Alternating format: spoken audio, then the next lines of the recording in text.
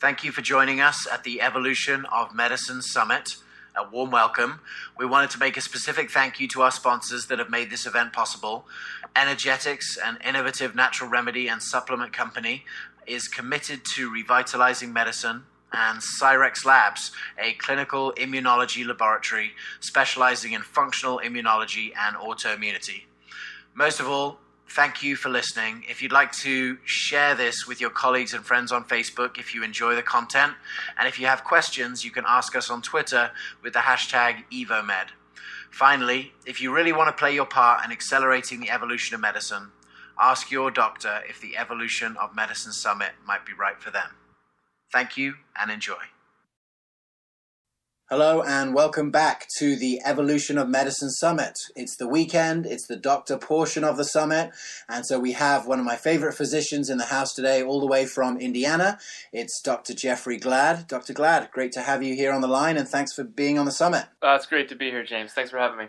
Dr. Glad is a passionate advocate for Integrative Medicine 2.0. So we're going to be talking a little bit about his practice today, the genesis of it, and how we can see some of that scaling out. If you heard of Dr. Glad before, you may have seen him through various different sources and various different media outlets. He seems to be inextricably linked with bulletproof coffee, certainly in my article for Mind Body Green, and we can get into that a little bit later too. But the one thing that you will know if you've ever seen Dr. Glad present is that there was this guy in his past called Fat Jeff, and this was an old friend of Jeff's. Whatever happened to Fat Jeff? You know what? I use Fat Jeff in my first slide. Every talk I give, I keep looking for new versions of Fat Jeff, but I can't find any. So who is he and where's he gone? Yeah, well, Fat Jeff is about 8 years ago, about the time my second child was born. I was 50 pounds overweight. I was taking SSRIs out of the sample closet for panic attacks, and was slaving away in a family practice office, 30, 40 patients a day. So not only was my physical health not great, but my career health wasn't all that great either. And through discovering nutrition, which is something I realized I didn't know anything about, lost 50 pounds, got off the medication, and really just had this awakening, both physically and professionally, because what I started to realize was what I was doing as a doctor wasn't really helping anybody. I was prolonging disease and suppressing disease, but we weren't talking about health. And so through that process, learned about integrative medicine, went out to Arizona and joined the fellowship and graduated there in 2009. Meanwhile, I wanted to do this on a daily basis. I wanted to practice this way. So here I am in my busy primary care, getting ready to write a prescription for a statin and doubling the dose of insulin. And, I just stopped and started looking at patients and saying, what are you eating? Tell me about your relationships. Tell me about stress. Tell me about sleep. And what I found was 80% of people had no interest. They wanted their prescription. They wanted to go home. They didn't want to get into that. But 20% of people really wanted to understand that, really wanted to further that discussion, and unfortunately, I didn't have any time for that. So I, at the time, was employed by the local hospital and asked them to start an integrative medicine program, which surprisingly and very graciously they accepted. And so we started an integrative medicine program, and we were very successful from a patient satisfaction, from a patient engagement, from a success story standpoint. But by trying to bill insurance for 60 to 90-minute office visits, financially it wasn't successful at all. And so the hospital came to me and said, "Doc, we love what you do. You're great for the community. You have a 6-month waiting list. If we could just see 3 times as many people, that would be awesome. And you can continue the practice." It's quite the story across preventative medicine, isn't it? Lots of people have tried lots of different systems to make it work, but essentially insurance plus the kind of visit that it takes to really get to the core of medicine is not something that goes together pretty well. We're seeing, and there's smarter people than you or I that have tried this, MBAs, MDs, Masters of Public Health, and are failing at it. And so, you might think that this is something to be potentially depressed about, but I think there's a lot of room for optimism from your experience of your practices as it is now. Yeah, I agree. I mean, sometimes I'll get calls from docs or nurse practitioners and folks who, want to know, hey, should I join the fellowship? Should I do, Institute of Functional Medicine? I want to learn more. I want to get involved. How do I do this? And I caution them and let them know that at some level, the knowledge is fantastic for your personal health, but it could be a curse for your professional health and for your career. Because now knowing this and trying to live inside of the conventional insurance model, you're going to wind up, prolonging your visits. You're going to wind up backing things up. You're going to slow production. And that's a frustrating process. And so when the hospital came to me with that, I decided to spin it off and start GladMD, which was my own practice. I brought my wife on board, who's a nurse practitioner, another nurse practitioner, and I decided that I didn't want to work for the healthcare system or the hospital or even the insurance companies. I wanted to work for patients. So I created a cash model practice where, as a patient, I will spend as much time as you need, and we'll dive into all the things we need to dive into, and we're not pressed for by any other outside forces except what your goals and what your focuses are. And we're, as of last month, we are 4 years of success. We see 25 to 30 new patients a month over that time. And, I haven't worked more than 3 days a week in the clinic. And it's just, to me, that's the model that if you want to practice in this way, with the state of healthcare, this is how it has to be done. I know folks who are in an insurance model doing integrative medicine. They're working really hard. There are some creative ways to pull that off. Group visits is one, and that can be successful, but those folks tend to work pretty hard to make the insurance reimbursement line up with how they want to practice. Yeah, that's so true. So there's probably a lot of doctors who are listening to this, some who are already doing functional medicine who are listening to this, and others who are in the system and sort of looking for a way to get out. I know we've spoken a lot, and I think this is a really good place to start, about what actually holds back physicians from doing this, because it seems like what we think might hold people back and what actually holds back is different. What's your experience of that, speaking to physicians? Yeah, so in, through the circuits of speaking about, integrative medicine and creative practice design, I do consulting for doctors, and it seems to boil down to 4 principal fears. It's the fear of failure, it's the fear of breaking the rules, it's the fear of taking money from patients, and the fear of acceptance. That first fear, all of those fears are completely justified. Doing something new, doing something entrepreneurial is fearful, and it is risk-taking.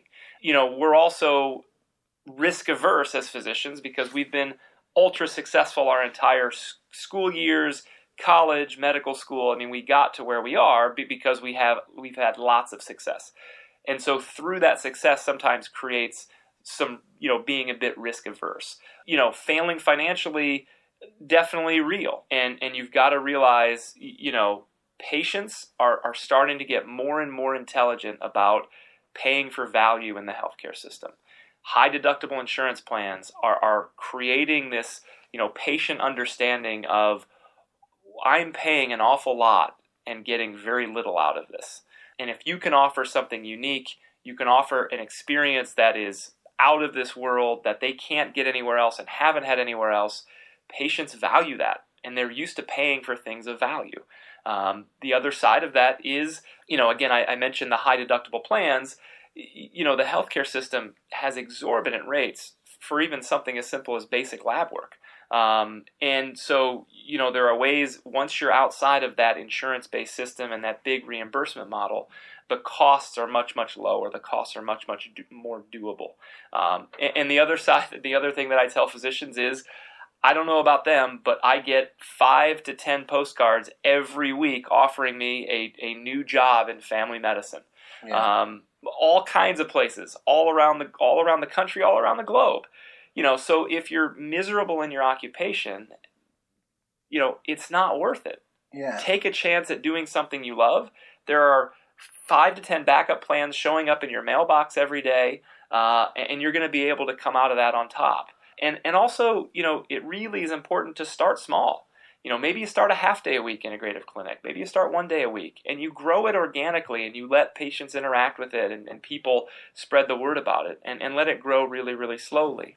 That second major fear is the fear of breaking the rules. I mean, we have so many rules. HIPAA and ICD-9, now ICD-10, and meaningful use, and now the healthcare reform.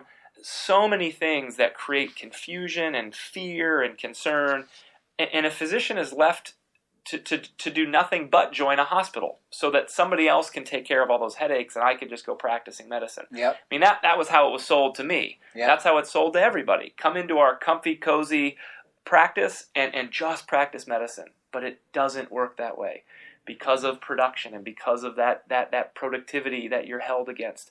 So, the nice thing is, and I tell folks, practicing in a cash practice is like a lemonade stand. It's a very simple transaction. You have something of value, patients want that, and they're happy to pay for it. And if you're open about it and you're honest about it, that they'll have no problem getting through. And there aren't any of those rules just don't apply, because most of those rules and guidelines are based on an insurance reimbursement system. And so you don't need to kind of worry yourself with all those heavy things. We still provide a super bill for patients. They can submit to insurance if they like. So I understand ICD-9 and ICD-10 and the CPT code system just to give them that basic super bill so that they can submit that. And then that next fear is, the fear of just being accepted. And are patients going to get it? And I'm in a pretty not so progressive area of the country in Northeast Indiana. Yeah. Matter of fact, in my slides, if you've ever seen me talk, I show the Men's Health magazine several years ago that rated Fort Wayne as the dumbest city in the country. So in the middle of a recession, in the dumbest city in the country, we've built a 4-year successful cash practice of integrative medicine. People want this. People know what they're getting out of the healthcare system. More and more of them are getting disillusioned and disappointed. You have to go out, you have to present yourself, you have to tell your story, and the patients will come. It won't be a problem. So you said that there was this 80-20 thing before where only 20% of people were really interested in getting into it. Now that you've been doing it a while in credibility, do you see that number going up? I think it absolutely goes up because people are starting again. They're getting more and more frustrated because all they're getting out of the healthcare system is another prescription and another prescription and another prescription. And they're hearing the commercials with all the side effects, and they keep adding up all these medicines that they're taking, and they're not seeing any progress. It happens almost every time we see a new patient show up at our office. Within a week or two, we're getting phone calls from family members. We're getting phone calls from coworkers, neighbors. It's spreading and spreading and spreading, and we need more providers, and that's that concept of integrative medicine 2.0. How do we scale this, and how do we get more people involved and be able to deliver this to more people?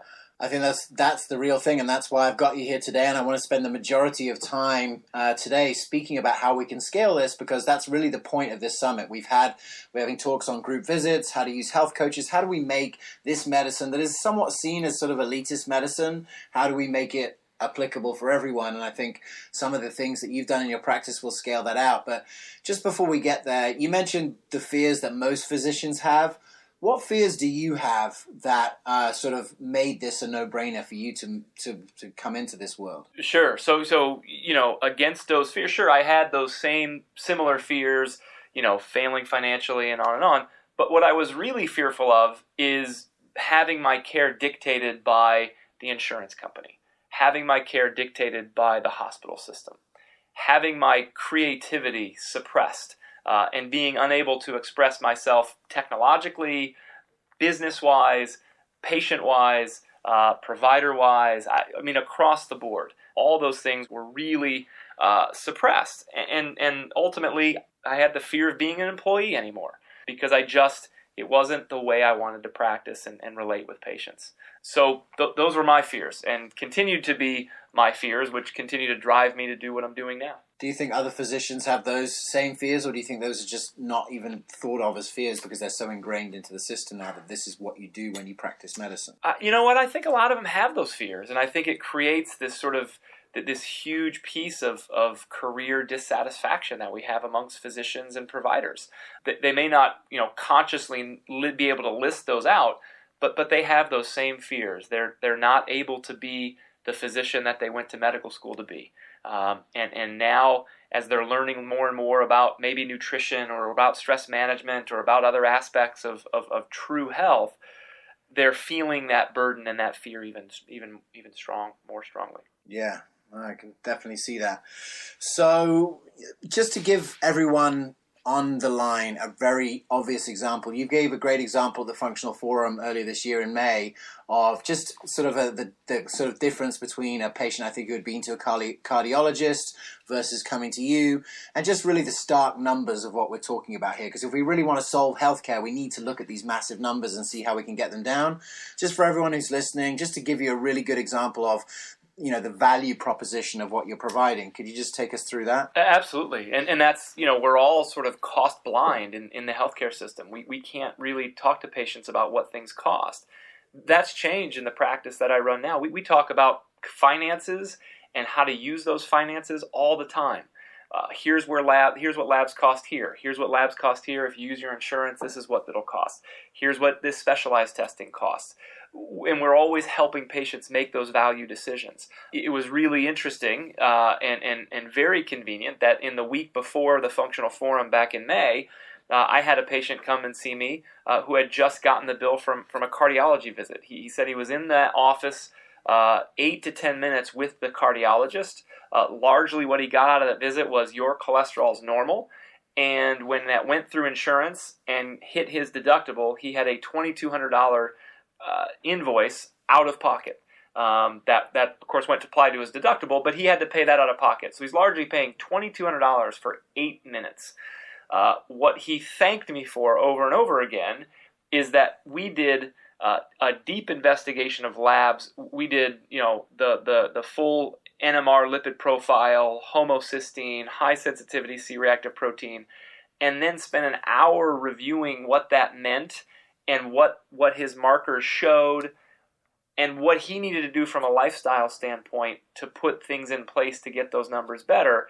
And it was about a fourth of the total cost of that 8 minutes with the cardiologist. Wow. He was shocked. Quite frankly, I was shocked by those numbers too. But I'm not shocked that value proposition, first of all, what we're doing in functional integrative medicine is patients get a return on that investment. I always tell patients, I'm trying to put myself out of business. I know there's enough patients to not have that happen in my lifetime, but for you as a patient of mine, I don't want you to see me long term.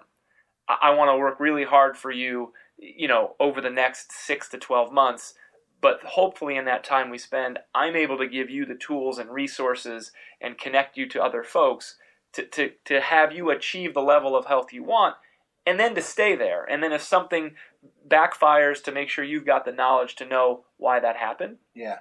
But, if you need me then, hey, come find me. But for the most part, we're trying to turn a lot of these people loose on their own. That sounds like an incredibly sustainable strategy to the problem that we now face. And, it is huge. And one thing I just want to share is that there's a lot of doom and gloom about Obamacare and the situation that we find ourselves in and insurance and so forth. And I hear it from patients and doctors.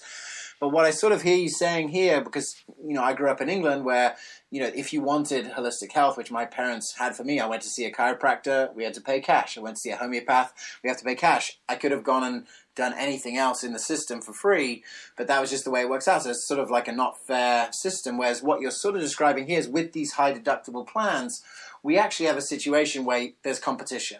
And I feel great about that because I feel like if it's really competition, we're definitely going to win. I completely agree. So we've got, as a family of integrative and functional providers, we get access to that patient's first $5,000, $10,000, $12,000 of the year. And we have to go out and educate patients on what that means and how to utilize that money. And they're starting to make those decisions themselves. Writing a check for $2,200 for 8 minutes, has people thinking, I got to find a better way because I didn't get anything out of that. Exactly.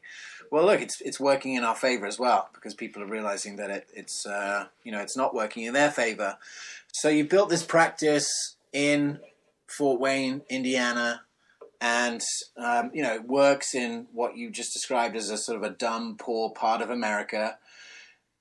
This sounds like something that can scale out. We need this to scale out, and if it can work there, it can work anywhere. So I know you're really passionate about what you call Integrative Medicine 2.0. What are sort of some of the fundamentals that sit behind that? I know you had sort of a new understanding of this just before the functional forum of like how this was actually going to scale out, because I know that probably people are listening now and thinking, hey, you know what, it sounds like I could do that. What are the key things, the key markers that are going to help other physicians to do this so that we can scale this type of high-value medicine across the country? Yeah, absolutely. So I think first, the use of technology has to be there. And one of the things that I really, really contemplated before I started my practice was, how can I connect and relate better with patients? How can I build this relationship? And I, went back to, well, how do I manage and cultivate my other relationships? Not only do I spend time with them, but, phone calls, email, Skype. I use technology to connect with my family members and those close to me to continue to cultivate these relationships. Why can't I do the same thing with my patients? Why can't I be accessible in the same ways? And there haven't been very many to date really great tools to do that. And so I use a platform called Hello Health, which was built on that same premise. How do we connect the provider and the patients? I use a lot of social media. I invested in someone to help me, put out social media and create, posts and links so that we can continue to build the culture of health and to go beyond the walls of just our clinic. When these patients come through, you have the 6 to 12 months with them, and then they're sort of let out to that. You get the support of potentially being able to email questions to you or speak with you for 15 minutes over a video platform, but also get a weekly update on what Dr. Glad says about cholesterol or whatever it might be, right? Absolutely. Yeah, we keep that culture going. We keep that network going. We'll do, different group things with our health coach or our dietitian that'll bring these folks back into the office and keep them sort of in that culture that we've created. One of the problems I had in the old system is a lot of that connectivity I was trying to use, email and phone and video conference, but there really isn't reimbursement for that. So that's all free work. Now, using the platform that I have and the business model I have, I do email visits for a charge. And patients appreciate that because they know they don't have to drive and sit in traffic and sit in a waiting room. They get me directly, and they're happy to pay that email visit fee. But the other piece is that's trying to scale that message for my practice. I can't scale the message personally and individually for the country. And so that was kind of the big aha moment before the functional forum is, how do we start to get more and more of doctors and providers in the pipeline providing this type of care? And so, if you look at the conventional platform and process and where that's going, that looks a lot like big medicine. I mean, right now, one of the reasons that I'm thriving in my practice is because of big food. We took, really healthy whole foods and we figured out a way to industrialize that whole process and make it super convenient, have gigantic grocery stores and chain restaurants.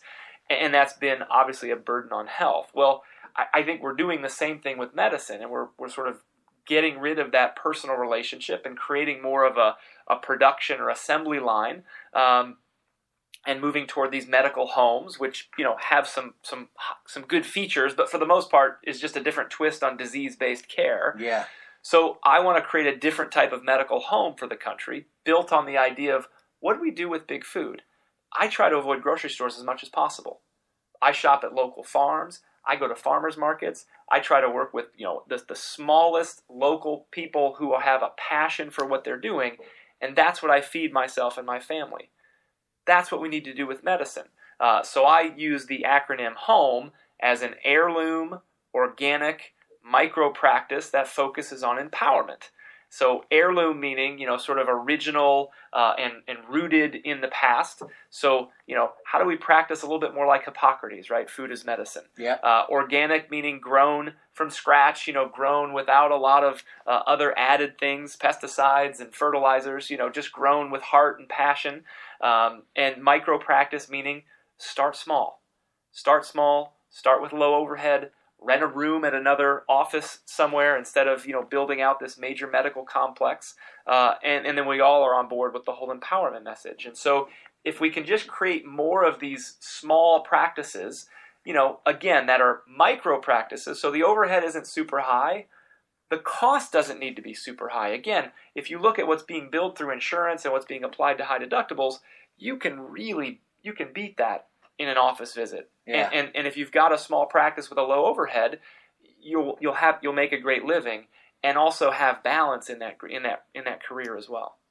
Sounds like some easy starting points for a doctor to be able to do that. And it seems like with all the books that are coming out and the work of Jeff Bland and Mark Hyman and that movie, that came out, Fed Up, and other movies, seems like people are really starting to realize that health starts with their food, and as soon as they start to think that, they want a doctor who understands that, right?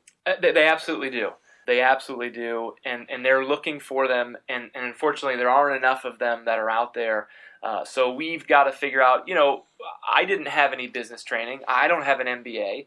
I just kind of went at it and said, let's do what makes sense. I live by the motto, ready, fire, aim, which is just go do it. Don't create big lists of pros and cons, but start small and start sensible, and then reevaluate after a week or two and what's working, what isn't, and adjust on the fly.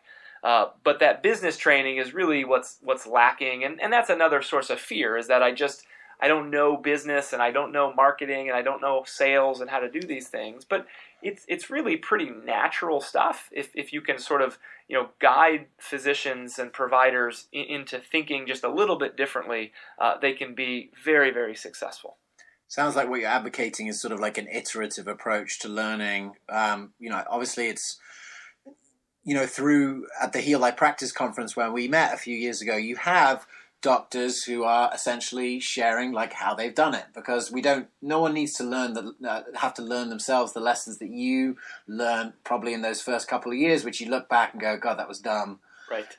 Yeah. Right. The consulting calls I have with providers largely winds up being just a list of bullet point things to think about and things I've done, just, again, living through experience and little simple ways of doing things and little pearls of wisdom that, building off of that, somebody can easily take off and start these practices. But again, start small, start a day a week and let patients engage with that, let the word spread, and, let patient demand then dictate adding more days into that practice. So you've got an audience of physicians here on the line who are listening to this and maybe thinking either they're going to, what would be some of the sort of top tips that you would, for practitioners as they go through this shift or as they're starting these micro practices, things to just, to sort of common pitfalls to be aware of? Yeah, so I think it's really, really important to start with a business plan. You have to do that. And as everyone says, you write the business plan not because that's what you're going to follow. It's the act of writing the business plan that helps you sort of figure out what this business looks like, how it's going to make money, what it should charge, and basically all of the nuts and bolts of the business. And so go online, find a business plan template, and just work off of that. It's going to prompt you to kind of fill out the parts that need to be filled out. But you got to go through that process to kind of figure out what this is going to look like. Through that process will help you craft your story. What is your personal story that you need to share with patients? What is the about us? That's the most popular part of any website, particularly a practice website. I know that's the first place I go, any website I land on. Yeah. I want to know about that person or that business or the leaders of that business. Who are they? What's their story? Why are they in it? And you've got to display just the honest, passionate truth about why you're doing what you're doing, and people will easily buy into that. That's kind of exciting because what I do see is that the majority of integrative physicians have a really powerful story. I was sick, or my kids were sick, or someone I knew was sick. And then, everyone's got that sort of fat Jeff in their closet where they can, where they can use that and harness that, because that's what's going to like really connect with those patients to want to say, hey, that's who I am now. And I want to follow in your footsteps, kind of. Absolutely. And then once you've got that, then you just go get yourself viral in your community. And there's all kinds of free ways to go do that. Go, grab your community paper, the community section of your newspaper, find the support groups that are meeting, find when they're meeting, where they're meeting, get a hold of them. Hey, I've got a couple different talks I'd like to give to your group. Let me know when I can do that. The Holistic Moms group, Whole Foods, the co-op. They want speakers. They love to have that content, and people want to come listen to that. That's how you get started. And then all of a sudden, hey, I want more of this. How do I do this? And here's my card, and here's here's my practice, and this is what this is going to look like, and here's how it's going to work. Boom. Now you got 5 patients scheduled for next week. Those 5 people are going to tell 7 people, and now your practice takes off. Yeah. The local newspapers, the local news stations, they're looking for content too. Everybody's after health. Everybody wants to know how to improve their health. You've got a personal story and a desire and a passion professionally to deliver that.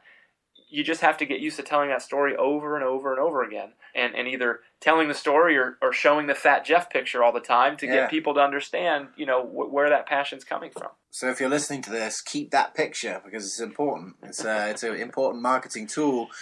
I know that you don't do this, but we've had Dr. Saxon also speak about the group visit model, and I could see that would be an easy way to start some of this flowing as well, because finding 16 people with IBS is not a difficult thing in today's world, right? Absolutely. No, I think Shilpa has a wonderful, wonderful model of group visits. I did them, when I was in the hospital system, because again, needed to get that reimbursement up. And so I enjoyed my time in doing that. To me, I enjoyed the one-on-one visit a little bit more. And then when we moved out to the model of practice we have now, we started to do group visits in there. But again, for me, I probably, if I followed Dr. Saxena's template and method, I'm sure I would be uber successful at it. But we stuck with the individual visits. But there certainly is a great way of getting started and a great way to spend more time with patients. That's the piece that's missing. That's what a lot of these disillusioned and frustrated physicians, they're not developing relationships with patients anymore. Yeah, talk about that a little bit more, because I think that you talk about each patient, 5 patients telling 7 people.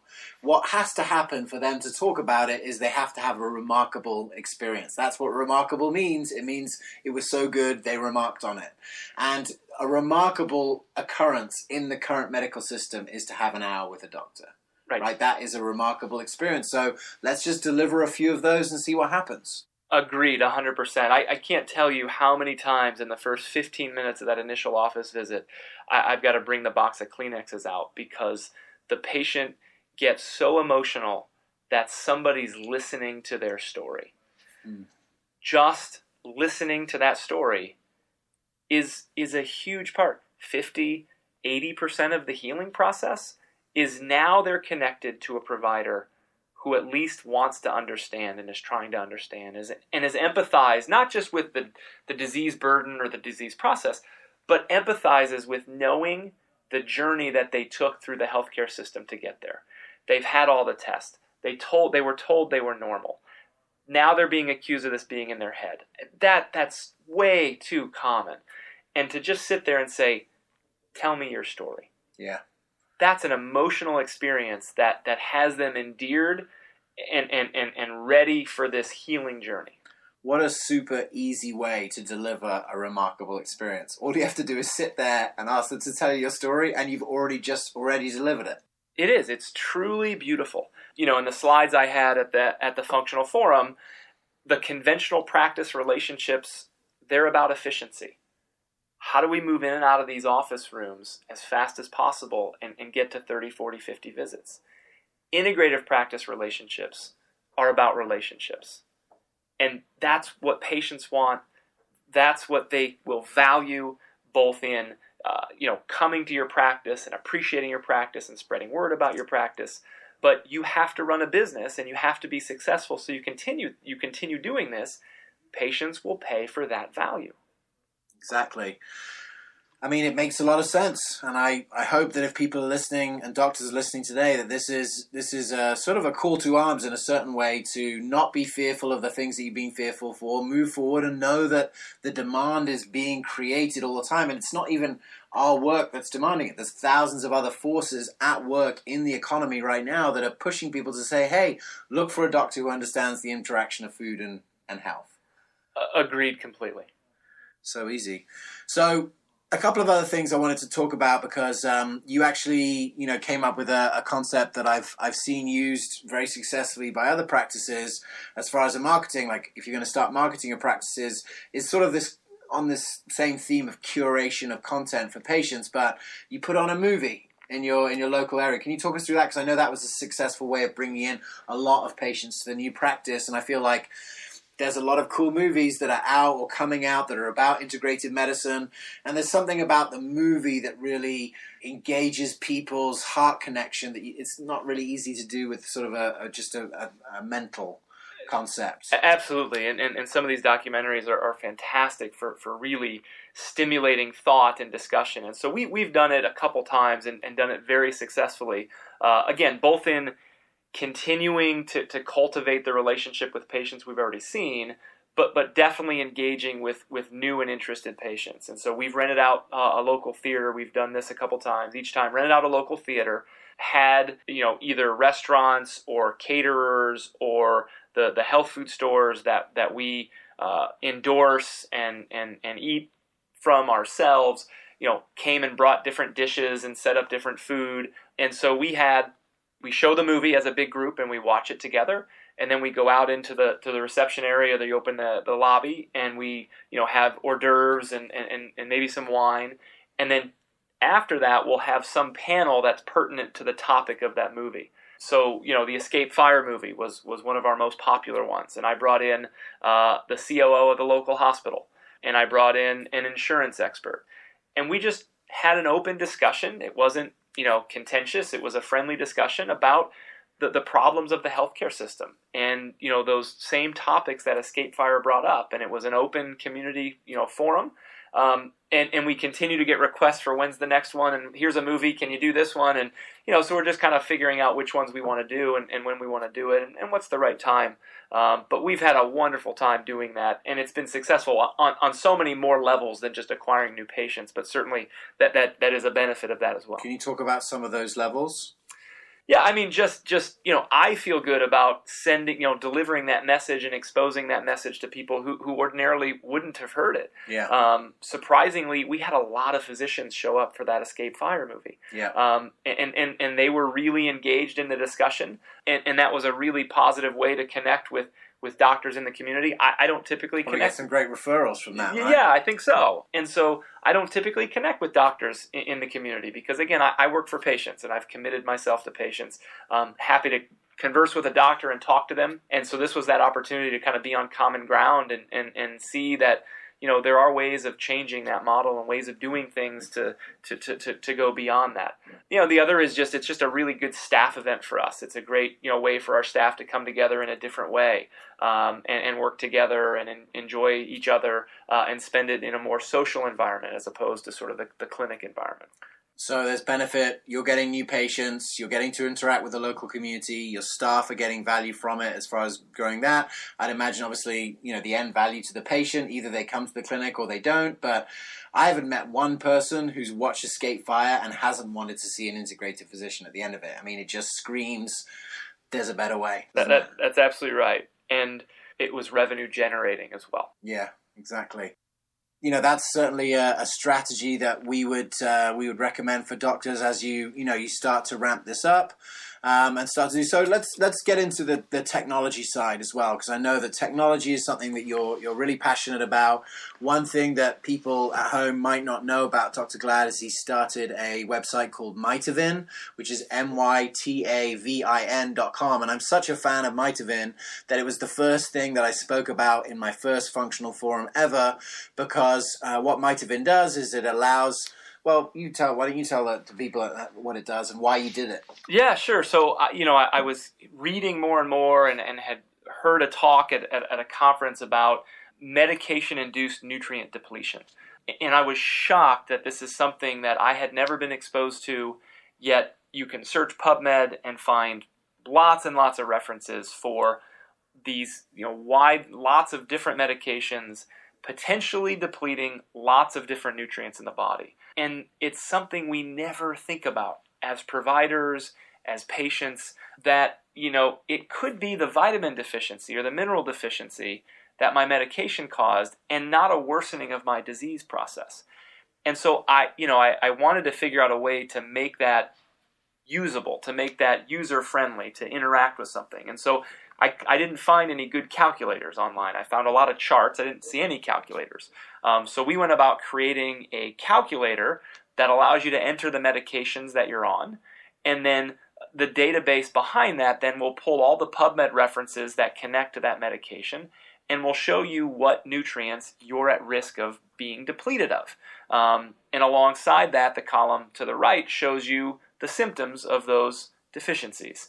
So this is how a lot of my office visits start, of course, after the story is told and when we start getting into the sort of the medicine side of things. So do you have people do this in the first appointment? I do it. I mean, I have I have the big iMac screen, and we share it. I mean, my patient and I, the screen is in between us, and we're constantly on that computer together, showing, recipes, looking at the supplements that they're on, looking at, restaurant menus. But Mitavin is one of the things that we're on, and I'll plug in their medication list, and there's the list of nutrients that are being depleted, and almost every time, is multiple symptoms that they're suffering from. Yeah. And so, it's worth then investigating those levels. Or for certain things like magnesium, if they have the symptoms of low magnesium, they've got some medicines depleting magnesium, it's worth trialing some magnesium supplementation. How does that lock in the long-term relationship? Because I'd imagine if you're the first person to make someone aware that this is real and this is happening, that's another remarkable experience. It's huge. And it's simple, it's evidence-based, it's scientific, it isn't alternative medicine. This is true medicine saying, you're worried about some of the side effects of your medicine. Here are the concrete side effects that are potential from your medications. I mean, take metformin, for example. So you show up to the doctor, your blood sugar is elevated, and they put you on metformin because you have diabetes. And little do we know that there are several B vitamins, B12, folic acid, actively being depleted by that metformin, or at least at a high potential risk. And so a couple years later, maybe your blood sugars are okay with the metformin, but now you're getting numbness in your feet. You're told you have diabetic neuropathy, and here comes Lyrica, or some other medication for neuropathy. What if it was the B12 deficiency? Yeah. It could be that simple if we just looked at a B12 level or advised them to take some B12 because, hey, look, plug it into the Mitavin calculator and say, here's what's possible. Maybe a multivitamin, just to cover the bases here, is a really good idea. Birth control pills are common offenders. Most of us know PPIs, probably the biggest offender. But it's really a great patient resource for helping them to understand, the starting point for how do I start to navigate this healing journey. Yeah. You mentioned E as the last part of the home, and that's the empowerment. I can't think of anything more empowering than sitting there with the computer and using the computer, knowing that everything that you can access there, they can access at home. This isn't 1984 where the only people who have a computer are the doctors and you don't have one at home. Everyone's got one. They can go to Mitavin at home. They can go to Mind Body Green and see recipes for healthy food. They can go and read about functional medicine strategies. If you're just becoming the curator of resources and saying, hey, look, not only is this something that's easy to look at here, but you can look at it at home and you can also share it with everyone else. You're starting this kickstart of a empowerment sort of revolution right there because they can do that too. Completely. And so, a lot of the end of my visits are an email, inside of our secure platform with a bunch of links. Okay. So they can start navigating this. Do you have set some of links? them, I have templates, where we just drop down links for certain things about nutrition, and we encourage them to follow us on Facebook or Twitter or Pinterest, where we're putting recipes and different things to keep the engagement going. Because I can't give you everything that you're really going to need in 60 to 90 minutes.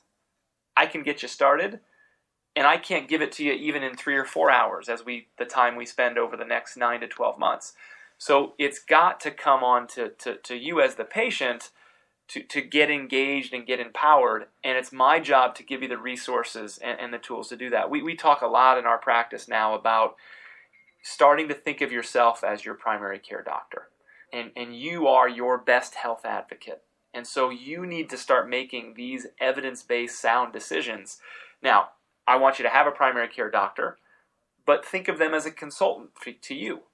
Think of me as a consultant to you.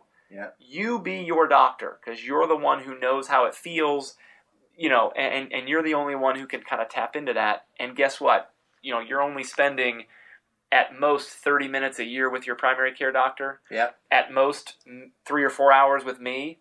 Not nearly enough. So it's going to be you that's going to have to get engaged and empowered in this process. And that's to me, that's a win-win. It's a real true victory for the patient who's ready to take that on, and you're giving them the resources to do it. I'll tell you what, it's a real victory to me as a provider to not wear somebody's disease for them. In conventional medicine, I'm wearing that disease burden. Doc, my blood sugar's still up because you haven't gotten it down yet. My cholesterol's high because you haven't gotten it down yet. That's a really big burden as a provider to go home with every night. And that's what happens, and that's how I felt. Now, the table's turned in the way that it should be. Patients come into me and they say, I don't want to see my labs. I know my sugar's up because I made some bad choices over the holidays. Yeah. Empowerment. Yeah. That not only are they empowered to get better, but that now they know why. They're in control of their situation. Completely. And they're owning it. Yeah. And it's such a great relationship. I don't get, and they're like, oh, you're going to be mad at me. I'm not mad that you had a Diet Coke. That didn't bother me any. Yeah. It is what it is. Now let's just kind of keep talking about it and figure out what maybe some alternatives are. So that's a powerful and often unrecognized, strength of integrative, holistic, functional care, whatever you want to call it, is by empowering the patient, you're offloading that burden from yourself as the provider. How many doctors are being seriously stressed or emotionally affected by what you've just described? I can't imagine that it isn't the vast majority of them. The dissatisfaction in career numbers are at an all-time high. The number of older doctors who discourage their kids from going to medicine at an all-time high. I couldn't be happier in practicing medicine. And I'm really excited my kids are interested in taking this path. Now, I'm not going to tell them about medical school and the conventional side just yet, that they have to kind of go through some rough roads, but they see that I enjoy practicing, and you just don't hear that very much anymore. Yeah. Well, it seems like they've probably got enough time almost until, things might have changed. We're seeing some significant change in the education organizations, bigger health organizations, universities getting behind integrative medicine, starting to create board certifications in integrative medicine. You can certainly see that maybe by the time it's time for them to go to medical school, things will certainly be a little bit different. And, I've even had physicians that I've spoken to who have gone into medical school even now with that knowledge and have been able to, in the same way as the patient is the guy, is in the control of their process, doctors being in control of what they know is going on. And yes, taking this information in because it's going to be useful, but also just saying, look, I'm not going to use all of this because I'm going to make my own way too. I agree. I teach first-year medical students every year, and I give them, a talk on nutrition because it's that hour of nutrition is 4 times more nutrition than I got in my 7 years of training. Wow. And we talk about the concepts of integrative medicine and the impact of stress and, the functional digestive tract, root issues. And more of them come to me after that talk and say, this is why I came. This is why I'm here. How do I do this? How do I get into this? And, like the farmer's market concept, we need more of these little practices so that we have more opportunities for the generation behind us to learn how to start practices this way. So who do you think is in the best position right now to get out of the system and start one of these micro practices? Is it family physicians? Could it be specialists? Like who could do this? All of the above. Nurse practitioners? Absolutely. I mean, nurse practitioners, physician assistants, specialists. I mean, specialists have an even more unique opportunity.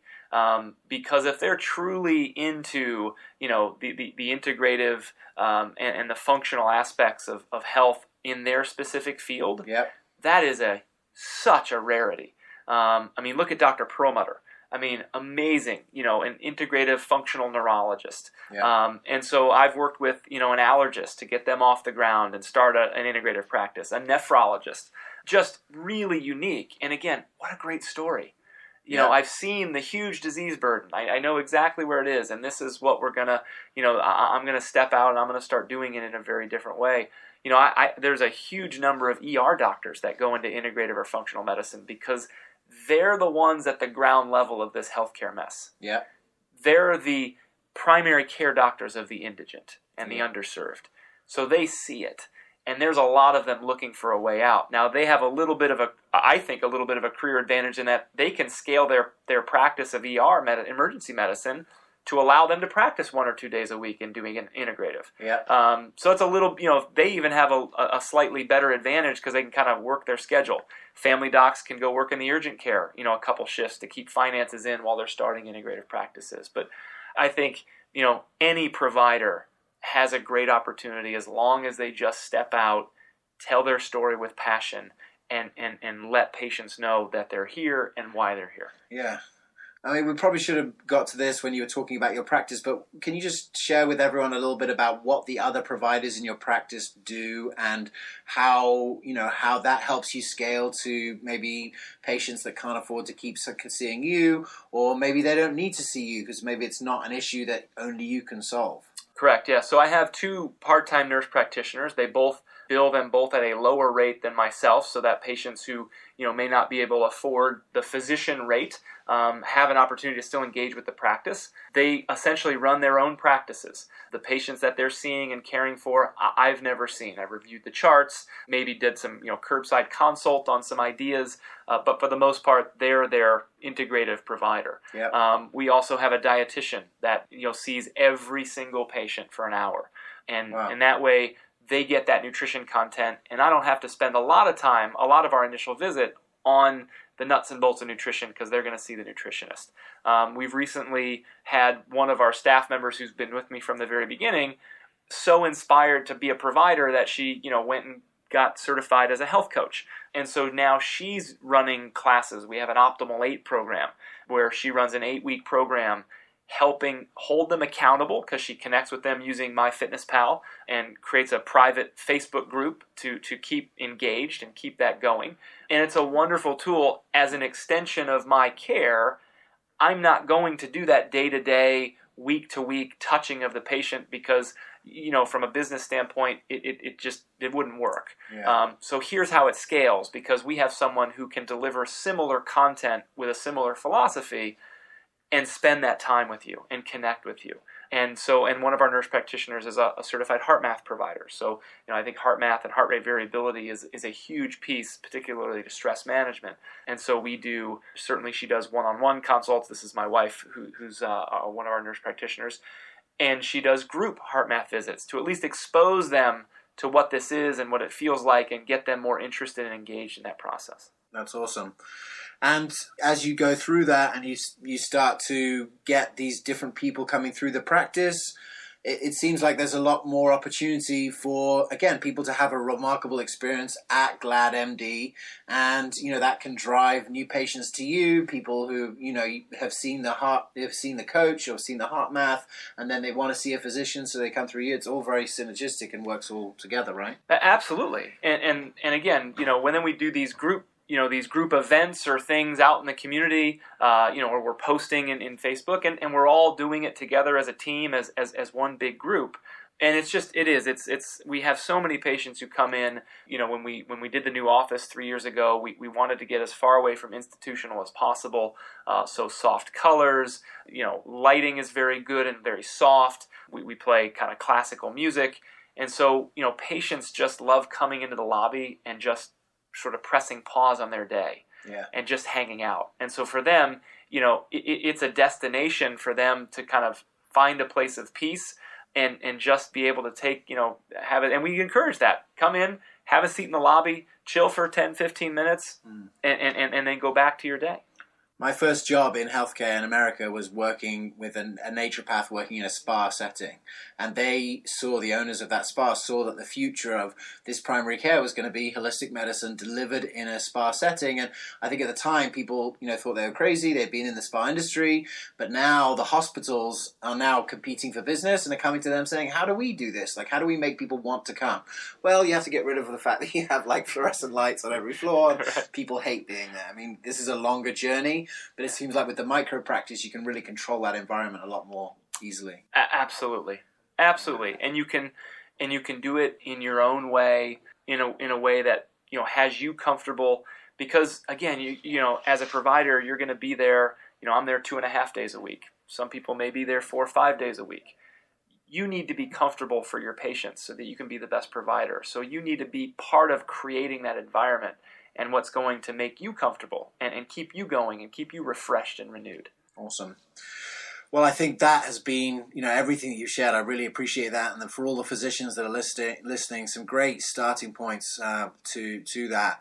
Now, I just want to cover a couple of other things because you're in the doctor section today because I really felt like in this summit, the majority of the value that you could provide at this point is to help physicians to really release the fear and move into doing this. But you could have easily been in the paleo day, right? You consider yourself a Paleolithic eater.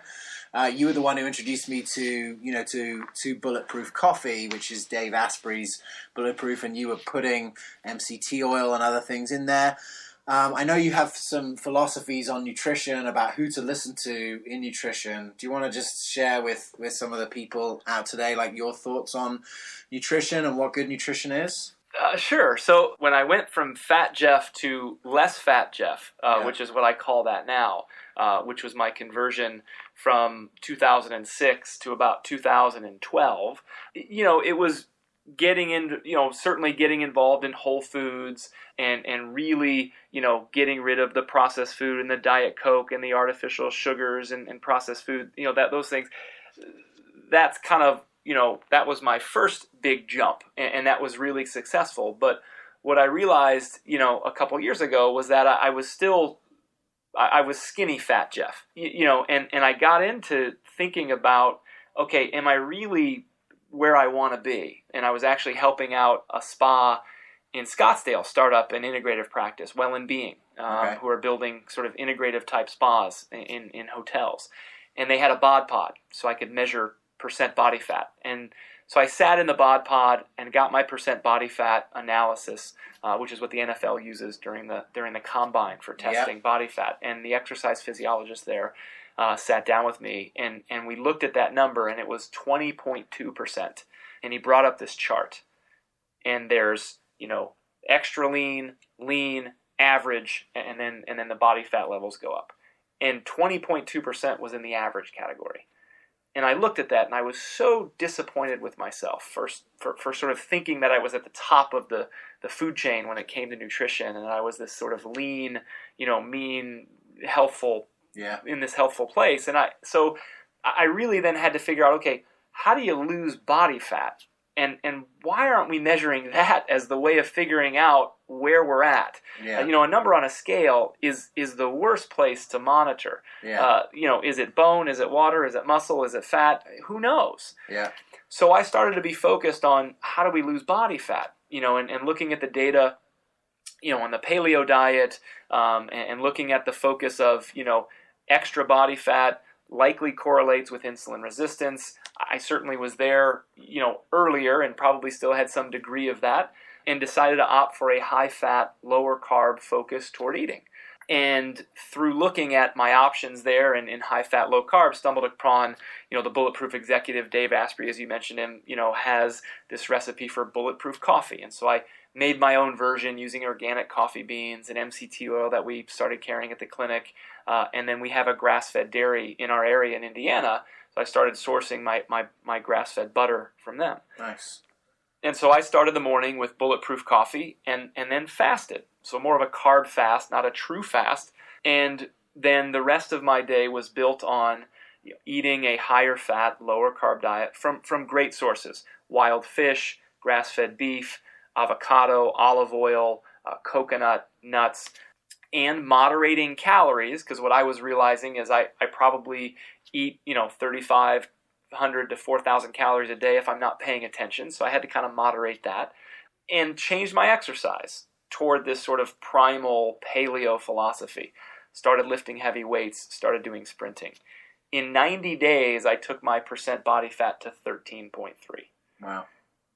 And gained lean mass in the process.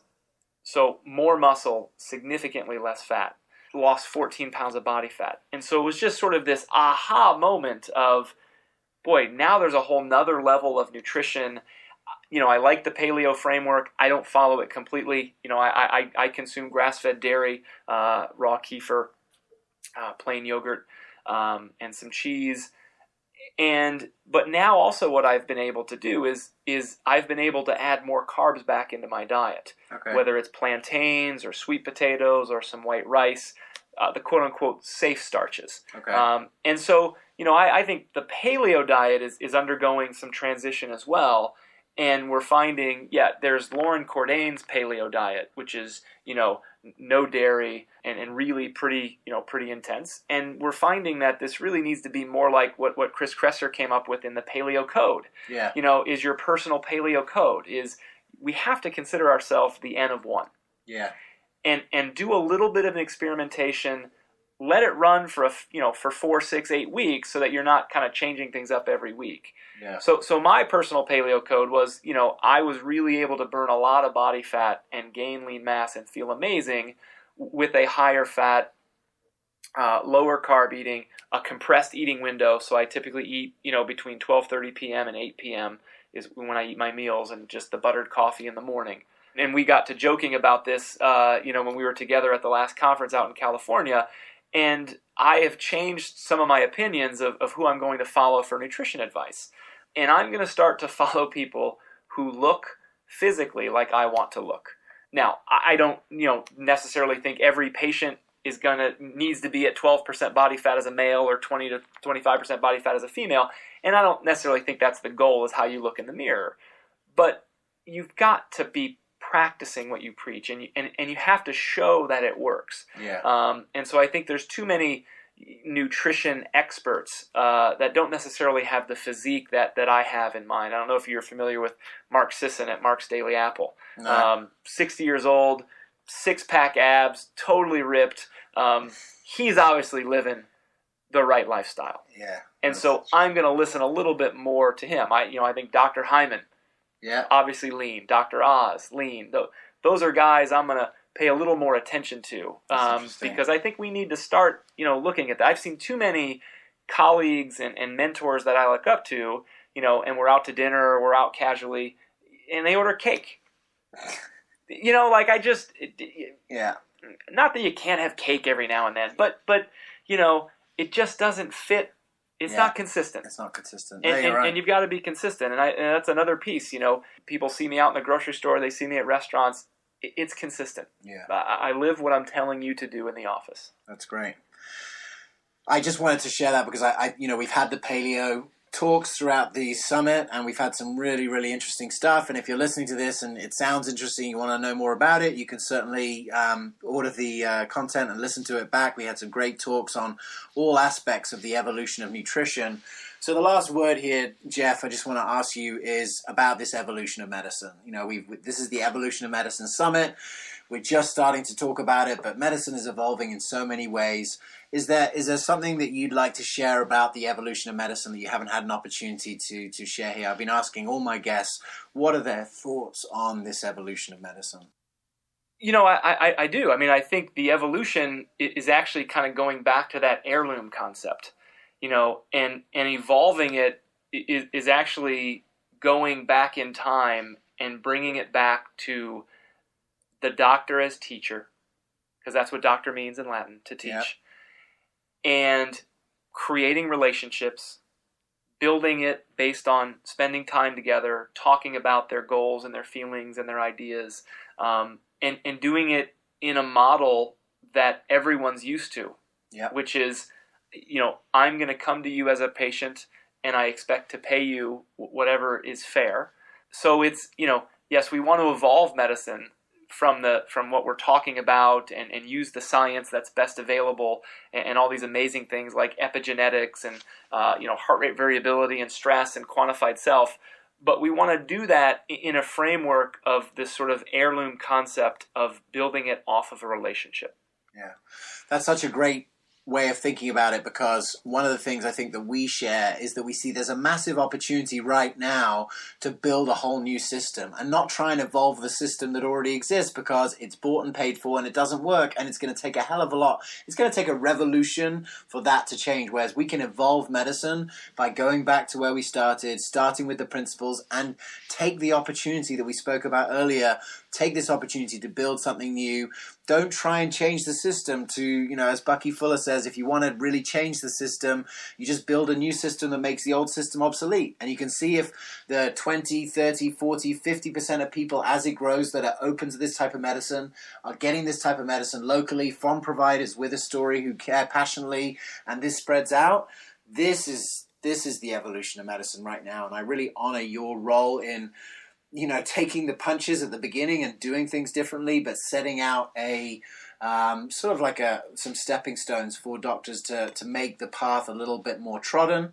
And I hope that the ripple effect that what comes out of today's talk is that physicians release the fear, understand that a lot of the fear is in their own head, and understand that they can really take responsibility for their practice, and that in a year or 5 years or 10 years we see the fruits of this expanding out, and there is this alternative primary care network of physicians that are doing this type of medicine. And that will be that's a great goal for all of us to shoot, and we can all play a part in that.